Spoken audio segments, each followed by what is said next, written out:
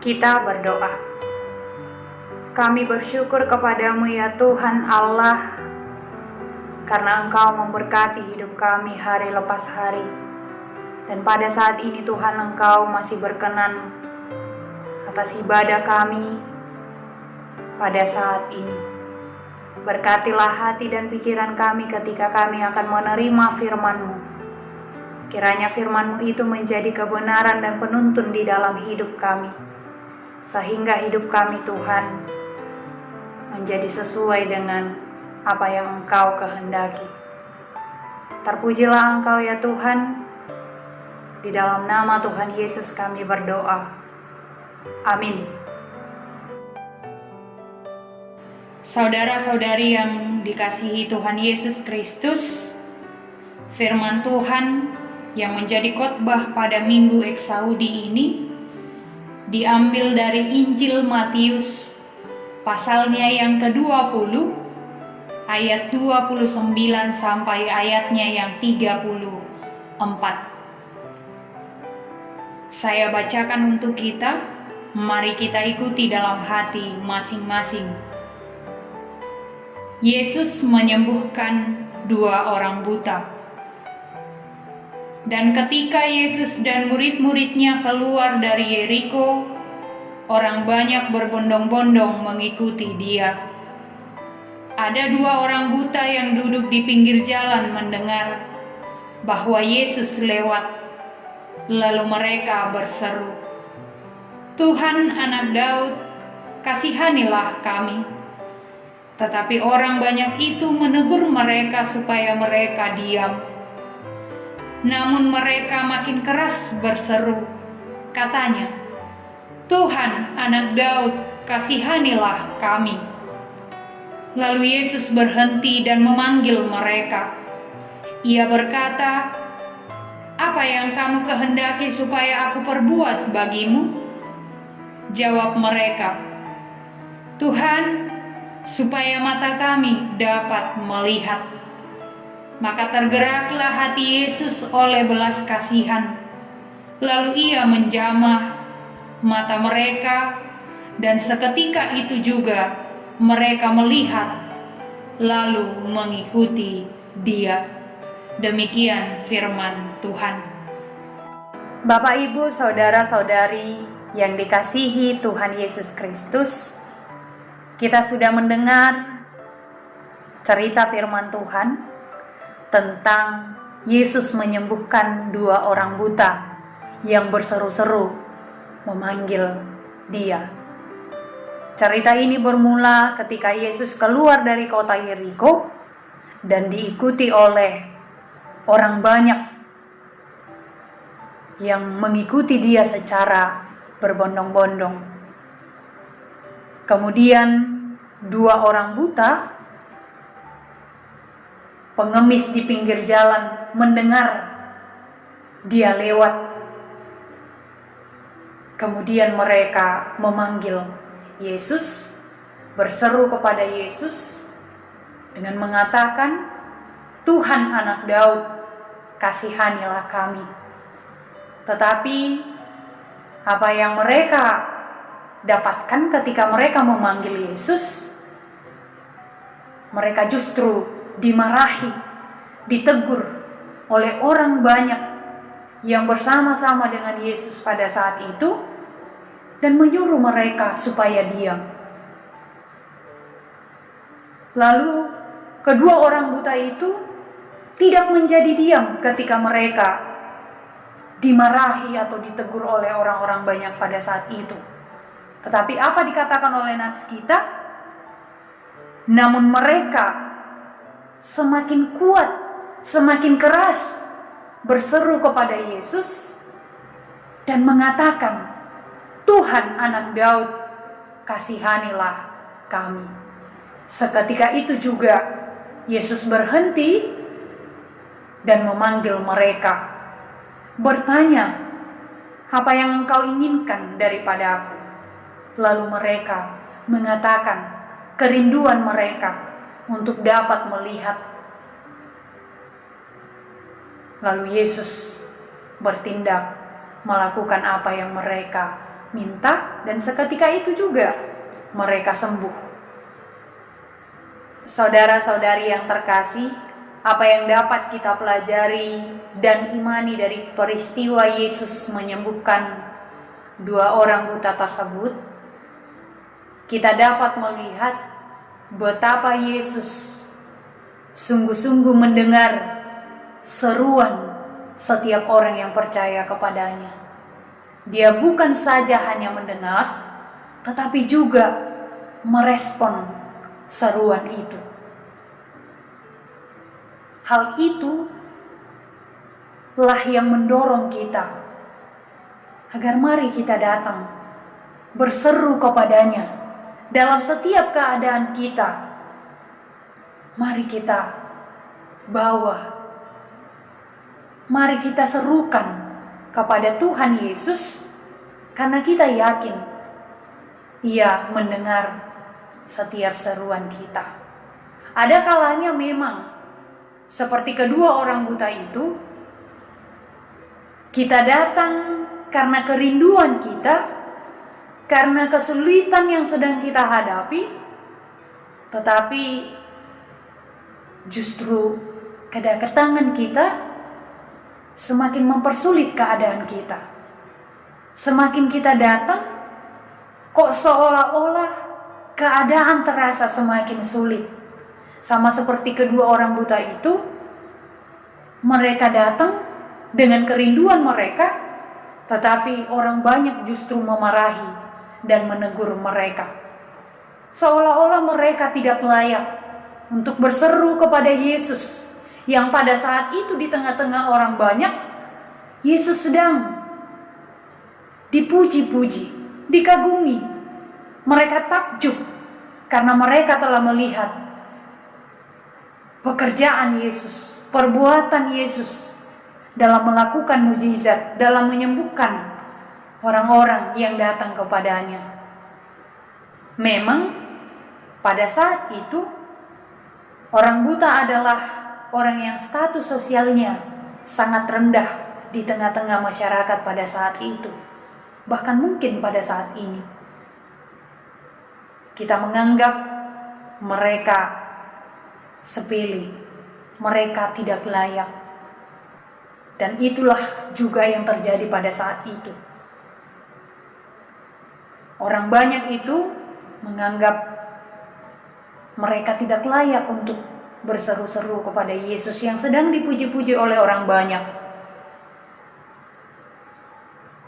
Barangkali apa yang mereka pikirkan pada saat itu juga masih banyak orang yang berpikir demikian, menganggap ketidaklayakan itu juga ada bagi orang-orang tertentu yang status sosialnya rendah di tengah masyarakat. Saya sering mendengar perkataan, sudah miskin, jelek, hidup lagi. Barangkali demikianlah yang mereka pikirkan pada saat itu. Sudah miskin, pengemis, buta pula lagi. Itu adalah gambaran bahwa mereka menganggap kedua orang buta itu tidak layak berseru kepada Yesus pada saat itu. Tetapi apa yang boleh kita lihat, bahwa ketidaklayakan di hadapan orang-orang banyak itu, ketidaklayakan orang-orang tertentu yang kita pikirkan adalah berharga di mata Tuhan. Mereka sama dengan kita. Saya dengan saudara-saudari adalah sama berharganya di hadapan Tuhan ketika kita datang berseru, membawa semua kerinduan kita, membawa setiap keadaan kita kepadanya. Saya dan saudara-saudari adalah orang-orang yang sama-sama dilayakkan untuk datang berseru kepada Tuhan. Selanjutnya, Hamaninang, apa yang boleh kita lihat daripada nats ini? bahwa ketika kedua orang buta itu ditegur, mereka justru semakin keras berseru kepada Yesus, "Tuhan, Anak Daud, kasihanilah kami." Apakah suara yang keras, suara yang kuat menjadi tolak ukur bahwa Yesus akan mendengar seruan kita? Tentu tidak. Kuatnya suara tidak menjadi patokan, tidak menjadi ukuran Yesus akan mendengar seruan kita. Tetapi apa yang boleh kita lihat daripada nats ini, semakin kuat mereka memanggil Yesus, itu menunjukkan kesungguhan mereka sepenuhnya untuk datang, untuk memohon belas kasihan Yesus pada saat itu. Suara kuat bukanlah menjadi ukuran kita untuk berseru kepada Yesus sehingga Ia mendengar. Karena kalau kita mengingat perempuan yang menderita penyakit 12 tahun juga datang kepada Yesus, tetapi ia hanya berkata di dalam hatinya, "Asal ku jamah saja jubah Yesus, maka aku akan sembuh. Holan didok ibana do di bagasan rohana, holan ulus naipe hujama. Pasti ikon malum au ninna ibana. Jala ido tutu. Didapot ton Yesus do ibana. Jala didok Yesus do ibana. Inang hapor syamido pamaluk pokok." Itu berarti suara yang kuat tidak menjadi ukuran yang mau ditekankan nats ini agar kita direspon, didengar oleh Yesus.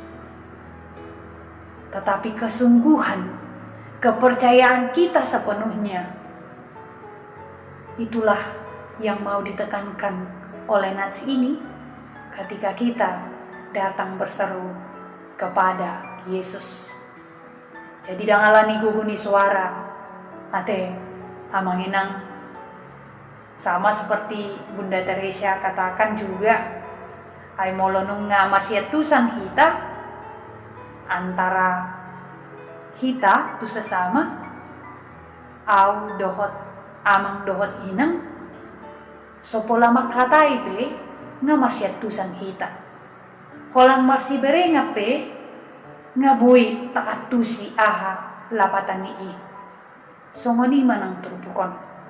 Jadi dang alani guguni suara maju Tuhani alai nani ida nabui ta ida siang terpukon ima kesungguhan, kepercayaan kita sepenuhnya untuk datang berseru kepada Yesus.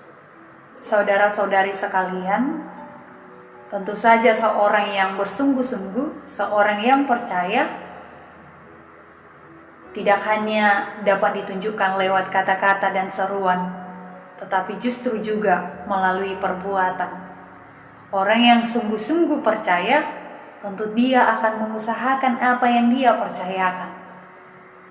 Seorang yang mau berhasil, ia tidak cukup hanya berseru kepada Tuhan dengan mengatakan, "Tuhan, aku mau berhasil." Tapi ia juga harus mengusahakan apa yang dia serukan kepada Tuhan. Dia harus bekerja, dia harus lebih berusaha lagi. Seorang yang mau semakin pintar di sekolah, semakin bermutu di dalam pekerjaan, ia juga justru harus semakin lebih banyak lagi belajar agar apa yang dia yakini itu terjadi di dalam kehidupannya. Itu juga menjadi poin penting yang boleh kita lihat dari nats ini, Amanginang.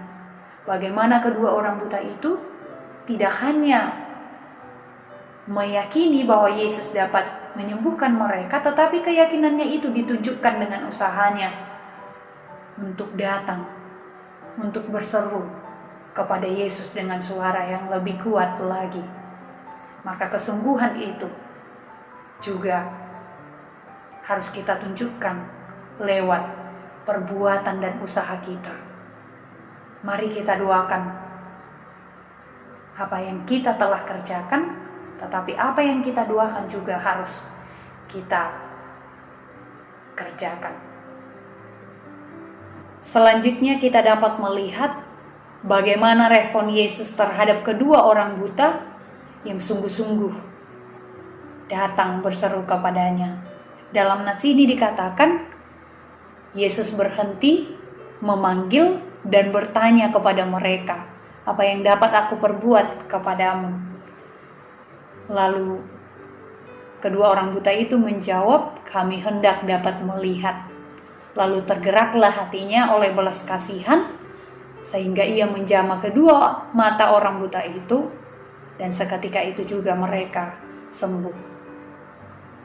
Dimulai dari berhenti, memanggil dan bertanya, berarti kesediaan Yesus untuk mendengar mereka. Kemudian tergeraklah hatinya, lalu ia bertindak untuk menjamah mereka. Itu adalah respon Yesus dalam mendengar, dalam menjawab seruan kedua orang buta itu. Dan saya pikir respon ini juga perlu kita teladani di dalam kehidupan kita sehari-hari. Dimulai dari kesediaan kita untuk terbuka kepada orang lain, bertanya kepada mereka, mendengar apa yang mereka inginkan, atau apa yang mereka mau ungkapkan kepada kita. Kemudian didorong oleh hati, atau hati yang turut bekerja, yang turut merespon apa yang kita telah dengar. Kemudian kita bertindak. Ini menjadi hal penting. Jangan kita belum mendengar apa-apa tapi kita sudah bertindak. Atau kita sudah bertindak padahal kita belum mendengar apa-apa. Dan hati juga perlu menjadi pertimbangan dalam setiap tindakan kita. Karena di sini pun ditekankan bahwa Yesus tergerak oleh hatinya yang berbelas kasih. Atau dalam bahasa Batak dikatakan gabe asima rohana. Jadi ada penekanan hati di sana. Kita juga penting menerapkan ini. Bapak, Ibu, saudara-saudari sekalian, bagaimana hati kita menjadi tolak ukur kita juga untuk melakukan sesuatu. Mari kita boleh bertanya terlebih dahulu, mendengar, kemudian kita renungkan di dalam hati kita. Mari kita tanya hati kita, lalu kita bertindak sesuai dengan apa yang hati kita katakan. Mungkin keadaan akan semakin lebih baik ketika segala sesuatu yang kita lakukan itu juga berasal dari hati kita. Yang terakhir, Bapak, Ibu, saudara-saudari sekalian, nats ini mengajak kita agar kita tetap berseru kepada Yesus, karena Yesus mendengarkan seruan kita. Semalna memang molotajo sasahalak ala adongdo narikot nanaing tapangido nanaing tajalo siang ibana sarupa songondak dana na baru tubuh tangis molo adongdo rikot nanaing sirupatta tu ibana. Tetapi berseru kepada Yesus bukan saja hanya ketika kita butuh, kita dalam keadaan terpuruk, tetapi kita berseru kepada Yesus hendaklah dalam setiap keadaan, dalam setiap waktu. Karena memang dalam setiap waktu dan keadaan kita membutuhkan Dia. Kita membutuhkan pertolongannya. Kita membutuhkan Dia agar memberkati hidup kita. Kita membutuhkan Dia agar menjamah hidup kita. Demikianlah kita penting dan harus berseru kepadanya dalam setiap keadaan hidup kita, dan dalam setiap jamahannya kepada kita, dalam setiap berkat yang kita terima. Nats ini mengatakan kita harus mengikut dia, kita harus semakin lebih mengikuti apa yang dia kehendaki di dalam kehidupan kita. Amin. Kita berdoa. Terima kasih ya Tuhan Allah untuk firman-Mu yang telah kami perdengarkan, yang semakin meyakinkan kami agar kami tetap berseru kepada Tuhan. Sebab Tuhan bersedia mendengar setiap seruan kami. Tuhan akan merespon kami. Hanya Tuhan mengajarkan kepada kami agar kami datang dengan kesungguhan hati, dengan iman percaya kami yang sepenuhnya. Oleh karena itu Tuhan, biarlah firman-Mu yang kami dengarkan pada saat ini boleh tinggal di dalam hati kami, berbuah di dalam kehidupan kami, sehingga kami Tuhan menjadi orang-orang percaya yang selalu berseru kepada Tuhan dalam setiap keadaan, dalam setiap waktu yang kami miliki. Terima kasih Tuhan, kami serahkan hidup kami kepada Tuhan. Biarlah Tuhan yang memberkati kami dengan kesehatan, kekuatan, bahkan hikmat yang kami butuhkan di dalam kehidupan kami setiap hari, agar kami Tuhan semakin berhikmat dalam setiap keadaan, dalam setiap situasi yang sedang kami hadapi. Terima kasih ya Tuhan. Ampunkan kami atas segala dosa dan pelanggaran kami, agar kami layak menerima kasih setia-Mu. Di dalam nama anak-Mu Tuhan Yesus Kristus kami berdoa. Amin.